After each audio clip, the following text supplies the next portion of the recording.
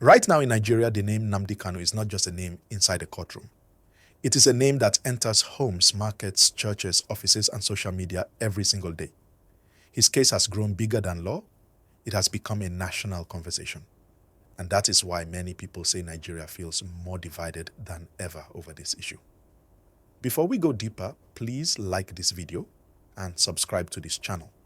It helps this platform grow, and it helps us continue bringing clear and balanced updates in simple English that everyone can understand. Please like and subscribe. Let us go straight to the heart of the matter. Nnamdi Kanu, the leader of the indigenous people of Biafra, has been facing serious legal battles for years. His supporters see him as a voice for the Southeast, a man who spoke strongly about marginalization, fairness, and self-determination. His critics see him as someone whose activities and words created tension and fear. That difference in perception is the first reason Nigeria is divided. Some Nigerians believe his prosecution is political. They believe he is being treated unfairly. They argue that his arrest and return to Nigeria raised legal questions. They say if the process was wrong at any point, then justice must be carefully reviewed. They focus on rights, fairness, and due process. On the other side, many Nigerians believe the government must protect national unity and security. They argue that any movement that threatens the stability of the country must be addressed firmly through the law. They focus on order, safety, and the authority of the state. So already you can see two strong viewpoints. One side talks about rights and justice. Yes, and the other side talks about security and unity. When these two values clash, division grows. Please, before we continue, like this video and subscribe. Your support keeps this conversation going in a respectful way. Now let us talk about the emotional side of this case. For many people in the Southeast, this case is personal. It is not just about one man.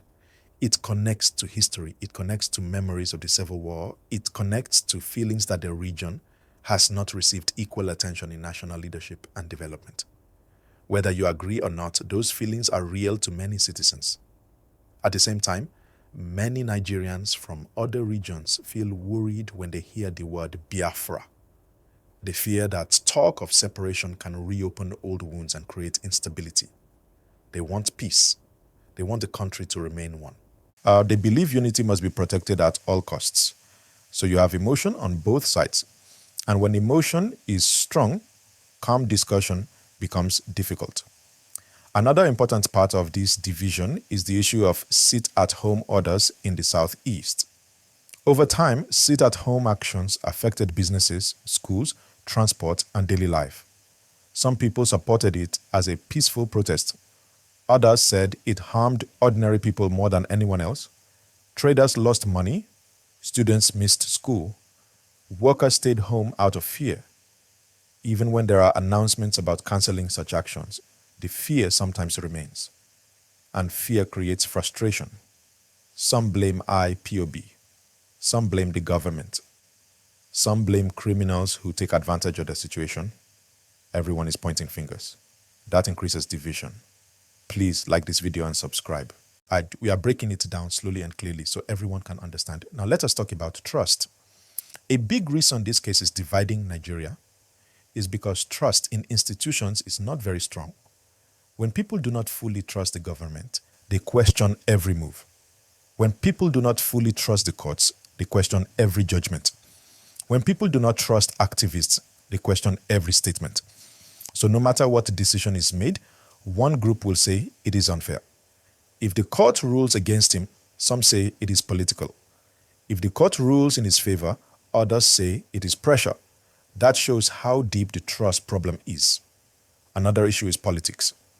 Whether leaders admit it or not, this case has political weight. Politicians speak carefully about it because they know voters are watching. Some leaders call for dialogue. So some call for firmness. Some remain silent. Every statement is analyzed. The appeal process also keeps the story alive. As long as legal battles continue, public debate continues. Social media discussions continue. Radio and television debates continue.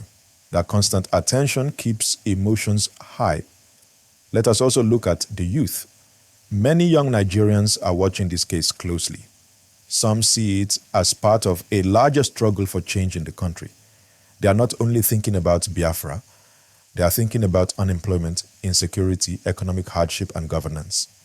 They connect this case to a bigger conversation about Nigeria's future.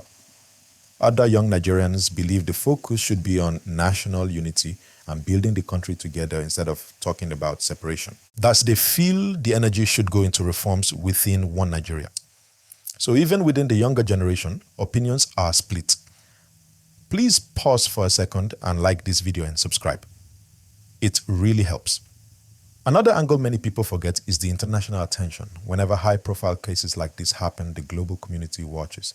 Human rights groups speak, foreign media report. That international attention adds pressure. Some Nigerians feel proud that the issue is being noticed. Others feel uncomfortable that the country is under external spotlight. Let us also discuss language. Words matter. Strong words from either side can increase tension. When speeches sound aggressive, people become defensive. When language is calm, discussion becomes easier. Unfortunately, in heated situations, strong language is common. I think that adds fuel to division. Economic impact is another part of this story. Investors look at stability. Business owners look at predictability. When a region experiences repeated shutdowns or tension, economic growth slows down. People lose income. Frustration rises. And when people are frustrated economically, they become more sensitive politically. So the case is not just about law. It touches economy, emotion, politics, history, and identity. Let me say something important here. Division does not always mean hatred. Sometimes it means deep disagreement about the direction of a country. But disagreement must remain peaceful and respectful. That is very important. Please like this video and subscribe. We are keeping this discussion balanced and calm. Now, many Nigerians are asking, what is the way forward? Some say dialogue is the answer. They believe conversation between leaders and stakeholders in the Southeast could reduce tension. Others say the law must take its full course without interference. They argue that consistency strengthens institutions. Some say constitutional reform is needed. They believe Nigeria must address structural issues so that no region feels left out. Others say the focus should be on development projects, infrastructure, and economic empowerment to reduce dissatisfaction. There are many suggestions, but agreement on one path is still far away. Another sensitive part is how media reports the case. Headlines can shape emotion. Dramatic titles attract attention, but sometimes increase fear. Balanced reporting helps calm minds. In this digital age, information spreads fast. Sometimes correct information, sometimes rumors. Rumors can be dangerous because they move faster than facts. That is why I encourage you again, like this video and subscribe so you can receive steady updates based on facts and calm analysis. Let us also reflect on the human side. Behind the politics and arguments, there are ordinary people.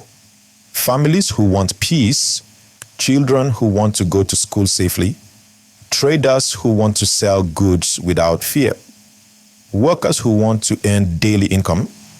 These are the people who feel the real impact when tension rises. It is important for every stakeholder to remember that. Another point of division is identity. Nigeria is a country of many ethnic groups, religions, and cultures. When one group feels unheard, identity becomes louder. When another group feels threatened, identity becomes defensive. Managing diversity is one of Nigeria's biggest challenges. The Kanu case has become a symbol of that challenge. Now, let us speak clearly.